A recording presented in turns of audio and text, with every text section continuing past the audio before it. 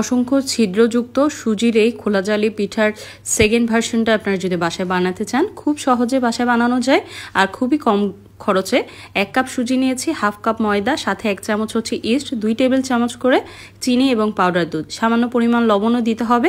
দিয়ে ভালো করে মিক্স করা হয়ে গেলে হালকা কুসুম গরম পানি, যেটা আমরা ইস্টের জন্য ব্যবহার করি, সেটা অল্প অল্প পরিমাণ দিয়ে আমি টোটাল হচ্ছে এখানে 1.5 কাপ পরিমাণ আমার পানি লেগেছে। ঘন একটা ব্যাটার রেডি হলে এই ব্যাটারটাকে একটু ভালো করে নেড়ে চেড়ে নেবেন যেন ইস্টটা ভালো করে অ্যাক্টিভ হয়ে যায়। এবার ব্লেন্ডার জারে দিয়ে দিচ্ছি। ব্যাটারটা দেওয়ার পর সাথে একটা ডিম ভেঙে দিয়ে দিবেন, এটা আসলে টেস্টটাও আরও বাড়াবে। তো ডিমটা দেওয়ার পরে 2-3 বার স্পিড আপ ডাউন করে আমি ব্লেন্ড করে নিয়েছি। এই পর্যায়ে ব্লেন্ডারটা ধুয়ে আরও একটু পানি অ্যাড করেছি, সেটাও ছিল হালকা কুসুম গরম পানি। সো টোটাল আমার এখানে বলতে গেলে 2 কাপ থেকে অল্প পরিমাণ কম লেগেছে পানিটা। তো এবার রেস্টে রেখে দিয়েছিলাম 1 ঘন্টার জন্য। এবার আপনাদেরকে একটু দেখাই কি পরিমাণ বাবলস হয়েছে, মানে ইস্টটা মাশাল্লাহ একদম পারফেক্টলি অ্যাক্টিভ হয়েছে।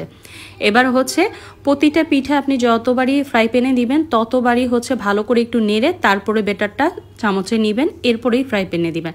না হয় একদম মেইন যে সুজিগুলো আছে সেগুলো নিচে পড়ে থাকবে, উপর থেকে শুধু বাবলগুলোই উঠবে। তো যাই হোক, আমি এখানে ফ্রাই প্যানটা বড় ছিল, দিয়ে সাথে সাথে হচ্ছে একটু ছিটিয়ে দিয়েছি যেন পাতলা হয় পিঠাটা, দেখতেও সুন্দর হয়। এই যে দেখতে পাচ্ছেন মাশাল্লাহ কতগুলো ছিদ্র হয়েছে আর এত বেশি সফট। এটা আপনারা গরুর মাংস, হাঁসের মাংস, তারপর হচ্ছে মুরগির মাংস, যে কোনো তরকারি দিয়ে খেতে তো ভালোই লাগবে, সাথে হচ্ছে রাব গুড় এগুলো দিয়েও খেতে অসম্ভব মজা। গরম গরম পিঠা চুলা থেকে নামানোর সাথে সাথেই শেষ হয়ে যায়। অবশ্যই বাসায় ট্রাই করে জানাবেন কেমন লাগে।